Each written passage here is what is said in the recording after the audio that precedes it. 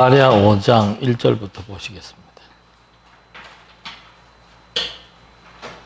스가랴 5장 1절.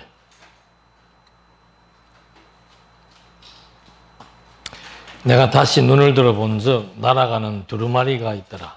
그가 내게 묻되 내가 무엇을 보느냐 하기로 내가 대답하되 날아가는 두루마리를 보나이다. 그 길이가 20규빗이요 너비가 10규빗이니이다. 그가 내게 이르되 이는 온 땅 위에 내리는 저주라. 도둑질하는 자는 그 이쪽 글대로 끊어지고 맹세하는 자는 그 저쪽 글대로 끊어지리라 하니 만군의 여호와께서 이르시되 내가 이것을 보냈나니 도둑의 집에도 들어가며 내 이름을 가리켜 망령되이 맹세하는 자의 집에도 들어가서 그 집에 머무르며 그 집을 나무와 돌과 아울러 사르리라 하셨느니라 하니라. 하나님께서 이제 1장에서부터 스가랴가 총 14장까지인데 전반부 1장에서 6장까지는 8개의 그 환상을 보여줍니다. 8개의 이상을 보여주어서 선민들에 대한 범죄에 대해서 하나님이 보복을 하시고 그 다음에 거룩하게 구별하고 그리고 이제 평화를 누리게 되는 이런 과정으로 이상이 전개되게 되는데 오늘은 이제 그 6번째 이상입니다. 6번째 이상은 두루마리에 대한 이상입니다.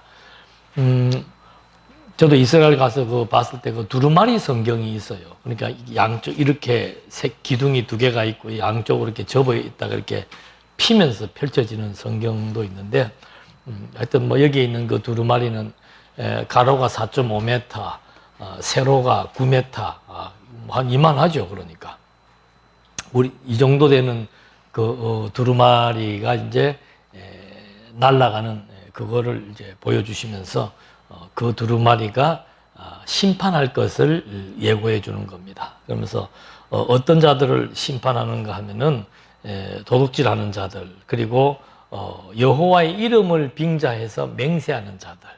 그러니까 내가 뭐 하나님 이름을 걸고 맹세한다. 여호와의 망령되이 일컫는 거. 여호와를 잊어버리고 거짓 맹세하고 그것이 그 당시에 아주 성행을 했었습니다. 그래서 그런 자들에 대한 심판의 내용들을 여기에서 보여주고 있는 거죠. 그래서 그 저주의 말씀으로 도둑질하는 자 또 하나님의 이름을 빙자해서 거짓 맹세하는 자. 맹세라고 하는 것은 반드시 지켜야 되는데 거짓 맹세를 하는 자들에 대해서 이제 두루마리의 저주가 임하겠다. 그 다음에 이제 7번째 환상을 보여주는데 한번 보십시다.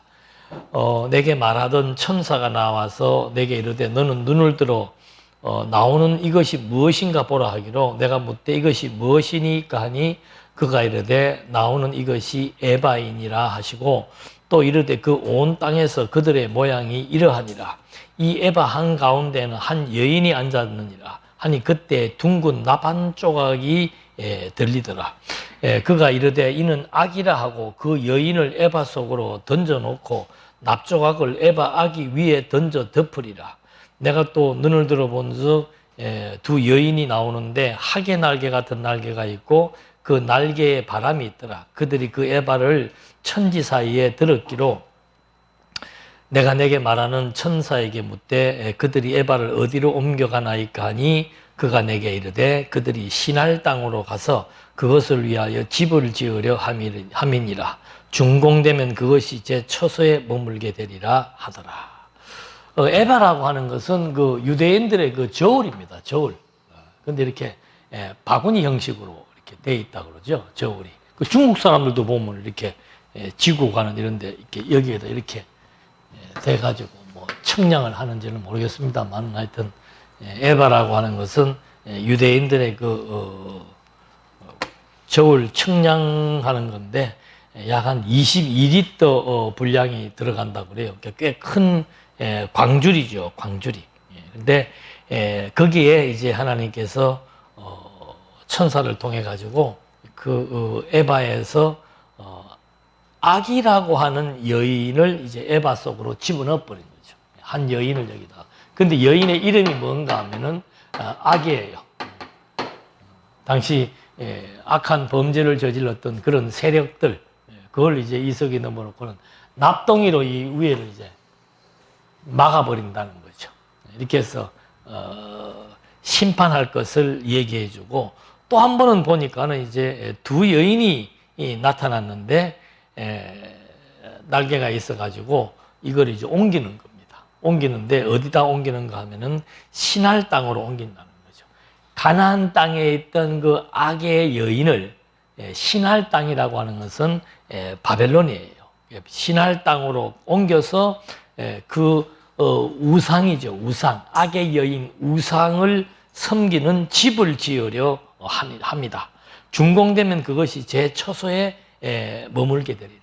그러니까 그 우상을 바벨론으로 옮겨가지고 그 바벨론의 그 성전에다가 지어갖고 거기에다가 두겠다라고 하는 그런 얘기를 이제 하나님께서 해주는 겁니다.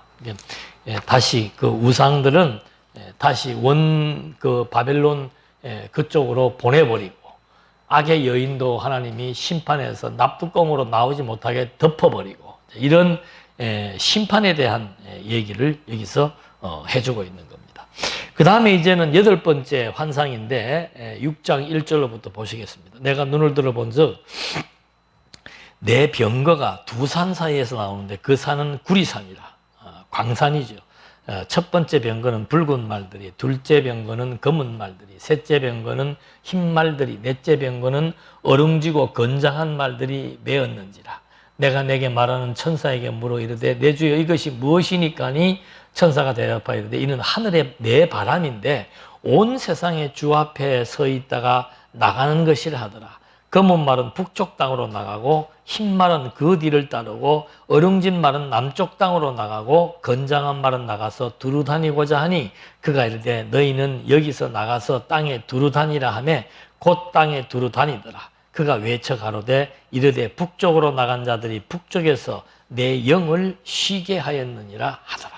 그러니까 말이라고 하는 것은 일종의 권세인데, 붉은 말은 피와 죽음을 의미하고, 검정 말은 죽음과 절망을 상징하고, 흰 말은 평화와 승리를 상징하고, 어룽진 말은 건장함을 상징한다고 그래요. 그래서 이런 말들이 이제 북쪽과 남쪽 전 지역을 다니면서 피를 불러오고, 그리고 절망케 하고, 결국에는 이제 이런 심판해야 될 대상들로부터 승리를 하게 되는 그런 환상을 여기서 보여주는 겁니다. 그러니까 하나님께서 이제 가나안 땅에서 그동안 완전히 이스라엘 백성들, 범죄자들도 있고 또 그들을 괴롭혀왔던 세력들도 있고 바벨론의 세력들을 거기에서 뽑아서 다시 본토로 보내버리고, 거기에서 범죄했던 지도층들 하나님이 또 이렇게 말의 환상을 통해서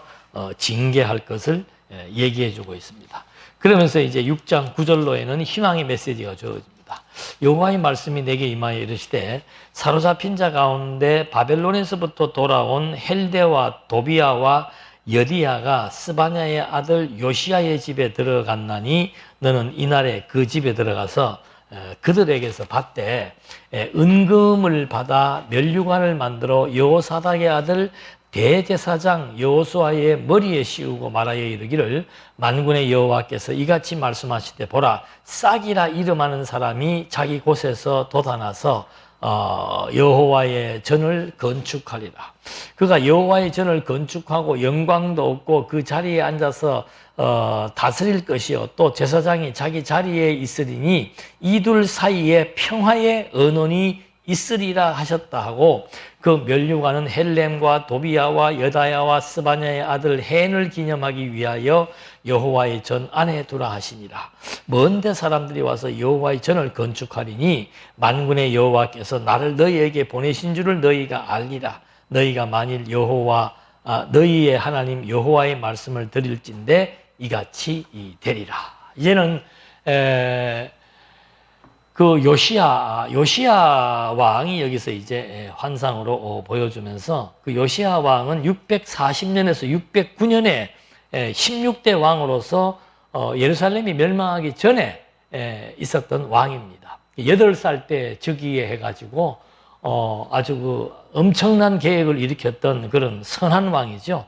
그래서 그가 종교적인 그 마지막 부흥기를 그 주도하고 국가의 독립성을 유지해 왔던 아주 그 경건한 왕이었는데 31년간 통치했다고 합니다. 근데 16살 때 하나님의 뜻을 따라 행동하기를 원했고 12년 되던 20살 때 우상을 파괴하고 이교적인 예배를 금지했고, 이거는 보통 일이 아닙니다. 그러니까 그 남북이 분열된 이후로부터 역사가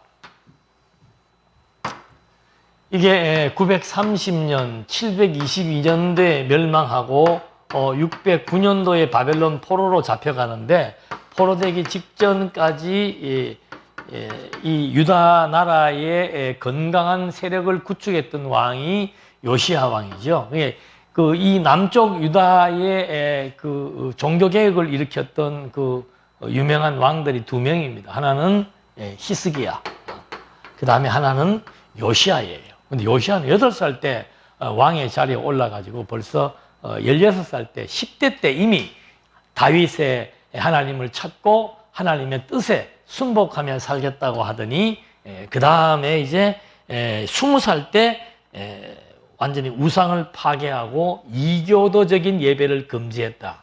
이게 무슨 말인가 하면은, 솔로몬 때부터 이제 이미 성전에 우상을 갖다 놓고 하나님 앞에 드리는 제사가 완전히 이방 종교 의식을 따라서 드렸던 시대가 약 한 500년 가까이 흘러내려온 거예요. 그 전통입니다. 그런 문화적인 배경 속에 있는데 그런 이교도들을 축출하고 그런 예배 의식을 바꾸라고 왕이 명령을 내린다는 것은 잘못하면 암살당해요, 암살. 이게 쉬운 얘기가 아닙니다. 내가 아무리 개혁을 하고 싶어도 그 개혁에 대한 전반이 다 이렇게 무르익어 갈 때 해야 되는데, 이건 뭐 지금 뭐 완전히 어린 왕이, 그것도 20세 된 어린 왕이 나타나가지고 저런 엄청난 개혁을 하니까 참 이게 보통 일이 아니죠. 그리고는 26세에는 성전을 수리하고 성전에서 율법책을 발견해서 율법을 백성들에게 낭독시켰던, 완전히 하나님의 뜻에 아주 올곧은 일을 했지요. 올바른 제사, 성전 수리, 율법 낭독, 이것이 이제 이 요시야가 행했던 아주 그 30년 동안 집행해 왔던 중요한 업적입니다. 그리고 그 뒤에 포로되기 직전에 이제 여호야긴이라고 하는 왕이 마지막 왕으로 등장했고, 포로 생활 70년 뒤에 스룹바벨이 여호야긴의 이제 아들로 등장을 하게 되는 겁니다. 그렇게 해서 손자로 등장을 하죠. 스알디엘의 아들 이렇게 등장을 해서 총독이 되는데, 이때 이제 그 유명한 그 싹이라고 하는 그 연한 순, 연한 가지, 나사렛 이런 말이 나오죠. 그게 나사렛이란 말이 싹, 연한 가지, 순 이런 말입니다. 근데 이제 이때 이 당시 역사적으로는 이제 하나님께서 이런 와중에 이제 재밌는 얘기가 여기 뭔가 하면은 바벨론으로부터 이제 이런 사람들이 왔는데, 그때 11절에 보면은 그 사람들로부터 이제 그 파사왕이 성전 재건에 대한 역사에 칙령을 내리는데, 은금을 받아가지고 성전 재건할 때 써야 되는데 여기서 뭘 만드는 게 나와요? 면류관을 만드는 게 나옵니다. 먼저. 그러니까 은금을 가지고 금 면류관, 황금 면류관을 만들어 가지고 누구한테 씌웁니까? 대제사장의 아들 여호수아에게 씌우는 게 나오죠. 근데 이게 특이한 사항입니다. 보통은 그 면류관은 누구에게만 씌웠나 하면은 왕 대관식 때 씌웁니다. 왕에게만 씌우는 거예요. 요즘도 그 가톨릭에 보면은 그 교황 그 대관식 할 때 면류관 비슷한 모자 만들어서 씌우죠. 근데 대제사장들에게는 이런 금은으로 만든 면류관을 씌우는 게 아니고 가는 배실로 짰어요. 천으로 만든 그 관을 씌웠는데, 이때는 금은으로 만든 임금이 쓰는 면류관을 씌운 거예요. 그리고는 그 두 사람이 서로 뭐 했다 그래요? 예, 평화의 언원이 있었다 그럽니다. 자, 이게 무슨 의미가 있겠습니까? 이건 아주 굉장히 중요한 의미가 있는 거예요. 면류관은 왕만이 쓰는 겁니다. 그런데 하나님께서 스룹바벨, 그 다음에 선지자 학계, 또 뭐 스가랴 등장을 해 있고, 그 다음에 여기 이 대제사장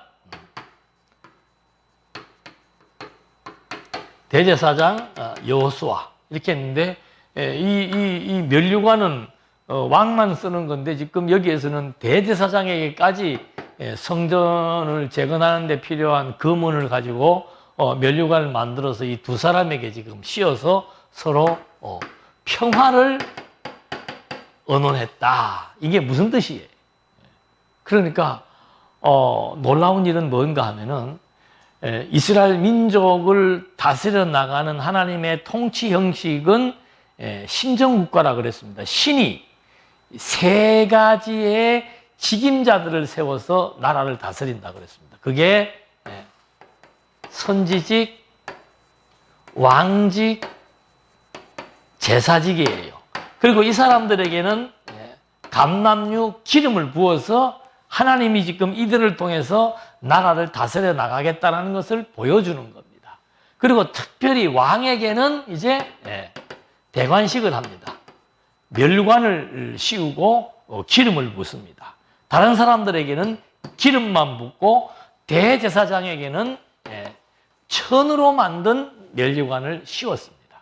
그런데 자, 포로에서 회복되고 나서 아주 대단히 충격적인 사건이 발생을 하는데, 이스라엘 백성들에게 지금 가장 소망하는 것은 뭔가 하면 여기 609년도에서 538년도에 나라가 회복되는 거예요. 나라의 회복. 근데 문제는 뭔가 하면은 이 다윗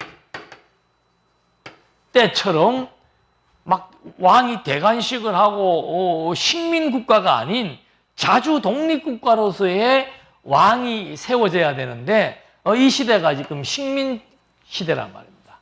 페르시아의 식민 지배를 받는 그런 역사적인 배경 속에서 나라가 회복되었는데, 이 나라의 회복을 하나님은 완전한 회복으로 하나님은 평가를 하는 거예요. 역사적으로는 식민제도 하에서 총독이 있었고 제사장이 있었고 선지자가 있었는데, 여기에 대해서 하나님은 특별한 의미 부여를 한다 이 말입니다. 그래서 선지자를 뭐라고 얘기하는가 하면은 하나님께서 위임한 자들이다. 선지자에게 하나님이 위임했다는 뜻은 정권을 다 넘겨주었다는 거예요. 그 정권이라고 하는 것이 결국은 권세, 다스리는 권세죠. 선지자가 말씀으로 백성을 다스리는데, 그것도 일종의 이제 하나님의 위임을 통해서 통치 권세라고 말하는 겁니다. 그 다음에 스룹바벨에게는 뭘 주었다 그랬어요?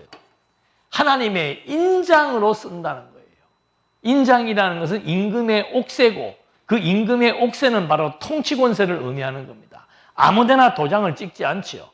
그런 것처럼 통치 권세를 의미하는데, 바로 이 스룹바벨을 하나님의 통치자로 하나님이 지금 쓰고 있다는 겁니다. 그리고 또 더 놀라운 사실은 여호수아에게도, 대제사장에게도 통치자인 왕에게 씌우는 면류관을 씌워가지고, 여기에 면류관을 씌워가지고 이 사람과 스룹바벨이, 여호수아와 스룹바벨 둘 다 면류관을 씌워서 두 사람이 서로 논의를 하는데, 무슨 논의? 평화의 논의를 한다 이 말입니다. 평화의 논의를 한다는 것은 두 사람이 동등한 입장에서 나라를 다 다스려 나간다는 거죠. 선지자로서 다스리고 왕으로서 다스리고 제사장으로 다스리는데, 선지자는 하나님이 위임해 주었고, 총독 스룹바벨은 하나님이 황금 도장으로 쓰시고 인장으로 쓰시고, 대제사장에게는 천으로 씌우는 면류관을 통치자가 쓰는, 왕이 쓰는 면류관을 만들어 씌워줌으로 말미암아 완전히 하나님의 나라에 있어서 기름 부음 받은 자들을 통해서 하나님이 나라를 다스려 나가시되 완전한 통치, 완전한 통치가 이루어졌음을 알려주는 하나님 나라의 회복을 여기에서 하나님께서 확실하게 증명해주고 있는 거죠. 그래서 저도 언젠가도 그 얘기했습니다만 왜 마태는 삼직에 대한 성취를 얘기할까? 마태가 그냥 다른 방식으로 설명을 해도 되는데 왜 꼭 선지직, 왕직, 제사직을 통해서 예수가, 그리고 마태복음 1장 1절은 누구의 족보예요? 왕의 족보예요. 왕의 족보면은 왕이 왕의 일만 하는 것으로 마태복음이 나와야 되는데 보통은 왕의 복음서라 그래요. 왕의 복음서면은 왕이 왕의 일만 하는 걸로 나와야 되는데 마태복음에 보면은 선지자의 직무가 있고 왕의 직무가 있고 제사장의 직무가 있더라 이 말입니다. 이 세 가지를 왜 예수님이 다 해야 되느냐라고 늘 궁금했었는데 여기에 보니까 하나님께서 나라를 회복하실 때 이 세 가지의 직무가 다 무슨 직무다? 완전한 통치직의 회복을 의미하는 하나님의 위임, 하나님의 인장, 하나님의 면류관, 이 세 가지를 통해 가지고 선지직과 왕직과 제사직의 직무는 다르지만 이것이 온전한 통치를 의미하는 세 가지의 직무다. 그래서 예수님이 온전한 통치자로 오셨음을 증명하기고 확증해 주기 위해서 선지직과 왕직과 제사직의 직무를 다 완성하심으로 말미암아 내가 하나님 나라를 세우고 하나님 나라를 직접 통치해 나가시는 완전한 통치자임을 우리에게 증명해 준다고 볼 수 있는 거죠. 그리고 역사적으로도 이 538년도에 회복된 하나님 선민국가는 비록 역사적으로는 식민지도에 있었지만은 의미적으로는 하나님의 관점에서는 완전한 하나님의 통치국가라고 하는 사실을 여기에서 이 학개와 스가랴가 이 사실을 확증해 주고 있는 거죠. 그러니까 이것이 역사적으로도 이게 완전히 성취가 안 되면은 하나님의 그 계시의 원리에 모순이 생기는 겁니다. 아브라함 때 자손, 땅, 통치를 약속을 했지요. 그래서 자손이 500년 뒤에 이루어지고 또 그 500년 뒤에 다윗 때에 통치가 이루어졌습니다. 그러니까 1000년 만에 이 역사가 이루어진 거예요. 그리고는 예수님 오실 때까지 1000년의 역사 중에서 두 가지 큰 사건이 벌어졌습니다. 나라가 분열돼 버린 거예요. 나라가 분열되어져서 북쪽은 722년도에 망하고 남쪽은 포로 생활을 하게 되는데 이 선지서의 주된 내용들은 뭔가 하면은 기간까지 얘기해 주고 있습니다. 70년의 기간이 차면은 반드시 이 나라가 회복이 된다는 거예요. 그러면 나라가 회복되려면은 말 그대로 백성들이 돌아와야 되고 어디로 돌아오는가? 자기네 땅으로 돌아와야 되고 백성들이 자기네 땅으로 돌아와서 통치권이 세워져야만 나라가 회복된다라고 했던 선지자의 예언, 다윗에게 약속했던 내 나라가 영원하리라고 했던 하나님의 언약, 아브라함에게 약속했던 이 나라를 세워주겠다라고 했던 이 언약이 만약에 이 식민 정치에 의해서 왕 통치권이 회복되지 못했다라고 판단한다면은 하나님의 이 언약은 이루어지지 않은 것이 되고 하나님의 계시의 원리는 문제와 모순이 발생하는 게 된다 이 말입니다. 그래서 하나님이 역사적으로는 식민 통치라고 하는 역사적 배경을 두었지만은 왜 여기에서 선지자 학계를 세우면서 하나님의 위임이라는 말을 썼고 총독 스룹바벨, 유다 지파에서 물려받은 총독 스룹바벨을 하나님의 인장으로 사용한다라고 얘기를 했고 한 번도 그런 적이 없는 대제사장에게 왕의 대관식에만 쓰여지는 면류관을 직접 만들게 해서 성전의 기명을, 성전을 짓는 데 필요한 재료들을 면류관을 만들게 해가지고는 왜 대제사장에게 그걸 씌워줬냐 이 말입니다. 그리고는 그 면류관을 어디에다 보관시키는가? 성전에다가 보관하라 이 말이에요. 성전이라고 하는 것은 하나님 제사장 나라의 회복을 의미하는 겁니다. 그러니까 이 대제사장에게까지 면류관을 씌워줬다라고 하는 것, 그리고 대제사장과 총독 스룹바벨이 서로 동등한 위치에 앉아서 나라의 평화를 논의했다라고 하는 것은 하나님이 세운 통치자에 의해서 하나님이 약속된 대로 하나님의 선민국가가 완전하게 회복되었음을 의미한다고 우리는 확인하게 되고, 이것을 증명으로 증거물로 삼기 위해서 성전에다가 면류관을 보관시키는 그런 하나님의 섭리 역사, 이걸 왜 여기다 두었냐 하면 뒤에 나옵니다. 기념하기 위해서라는 얘기예요.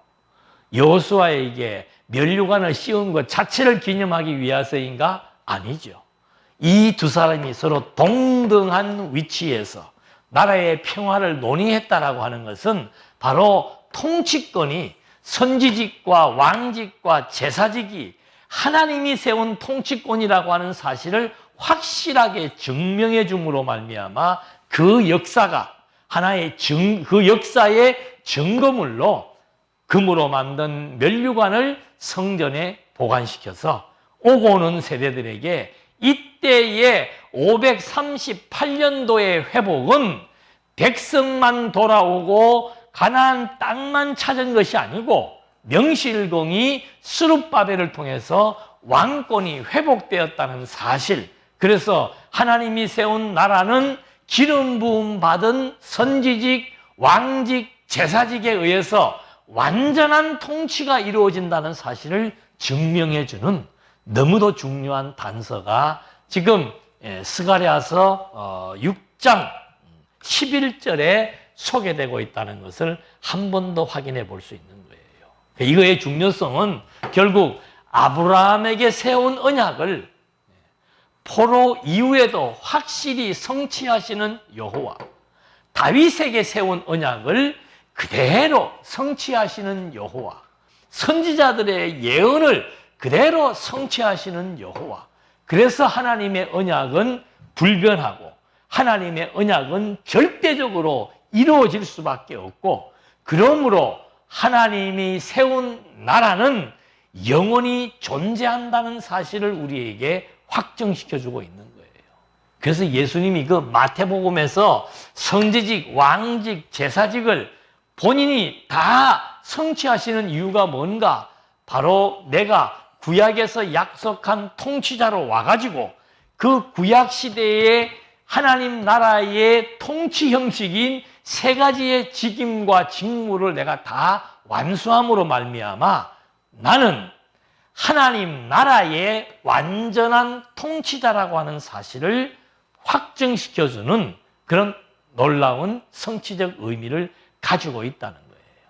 그래서 이 사항은 너무도 중요한 아브라함과 다윗의 언약대로 이 통치의 직무가 온전히 성취되었다는 사실을 통해서 하나님의 살아계심과 이 나라의 정통성과 이 나라의 영원함이 그리스도를 통해서 실체적으로 실현된다는 것에 주목해 볼 수가 있는 겁니다.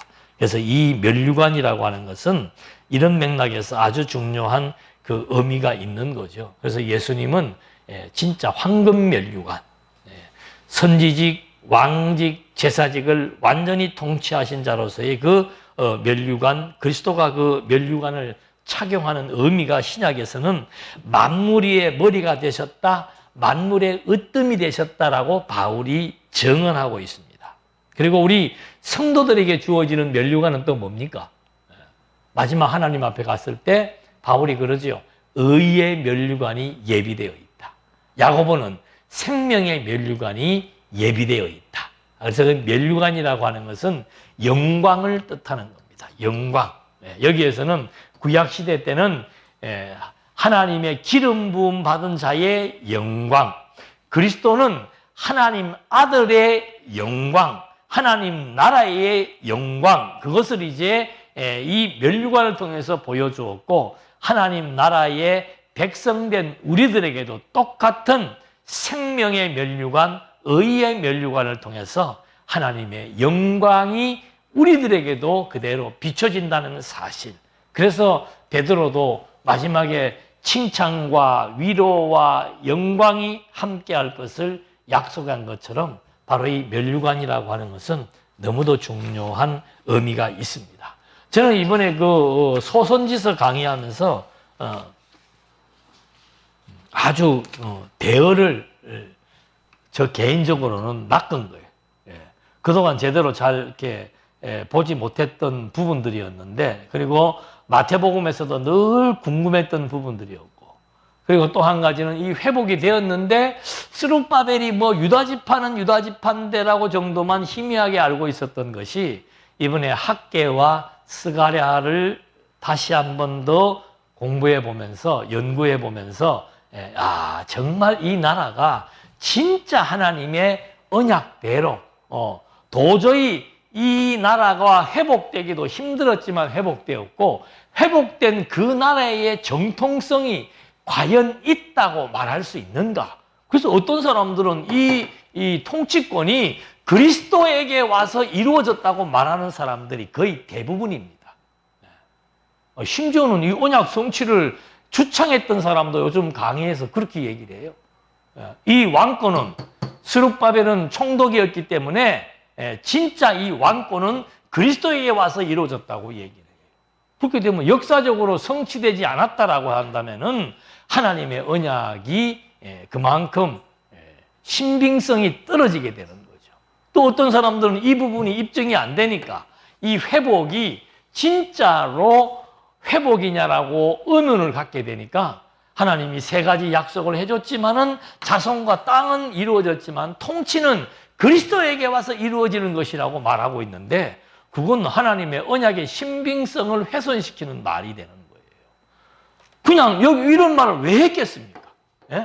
이것이 그냥 식민 시대였기 때문에 어쩔 수 없었다라고 하는 것으로 넘어갈 것 같으면은 이런 말을 할 필요가 없죠.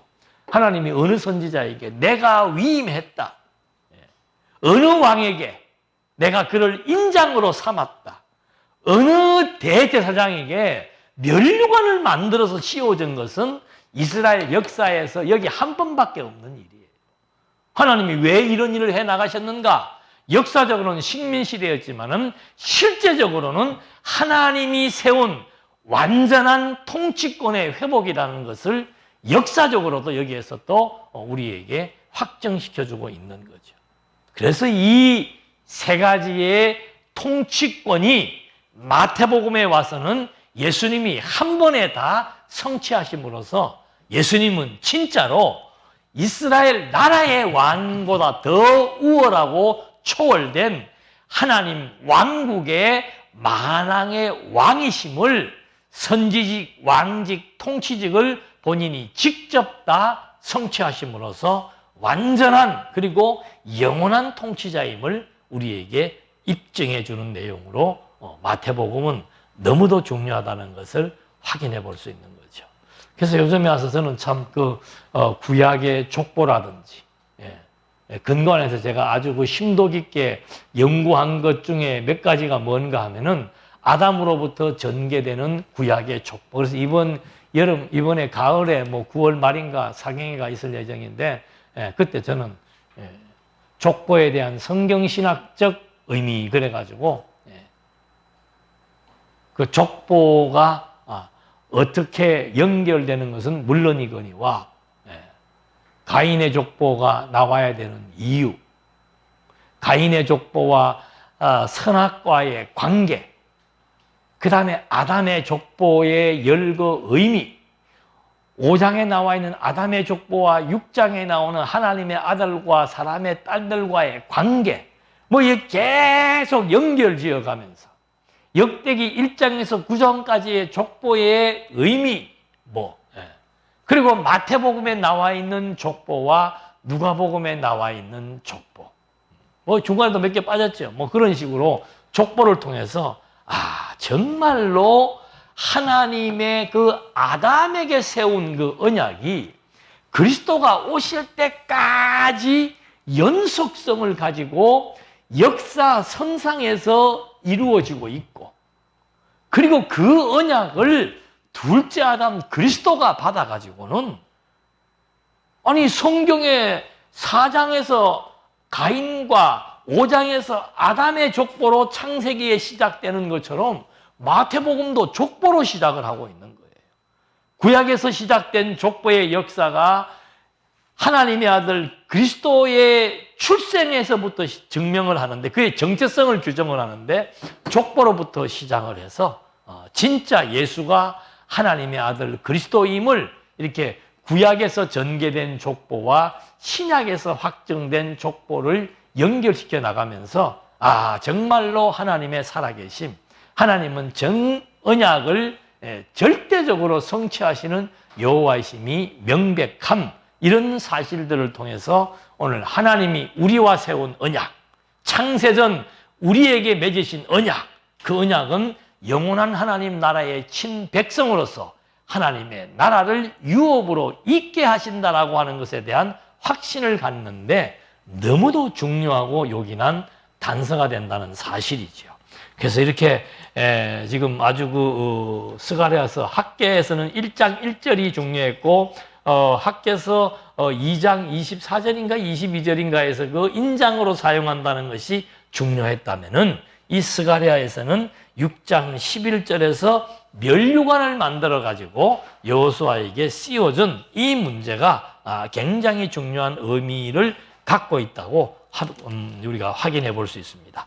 그런 다음에 이제 7장으로부터 14장까지의 내용에서는 성전 회복을 직접적으로 다 예고해 주고 있습니다. 아까 조금 하다가 말았는데, 그 한 싹 조금 더 보십시다. 멸류관을 만들어서 이제 대제사장에게 씌우고, 그 다음에 나오는 것이 뭔가 하면 다윗의 가지에서 한 순이 나온다. 그래서 다윗의 가지가 뭐예요? 이게 다윗의 혈통이죠. 유다 지파의 혈통입니다. 여기에서 한 순이 나온다. 그게 그 당시 역사적으로는 스룹바벨입니다. 그 순이 나와가지고 성전을 재건한다 이 말입니다.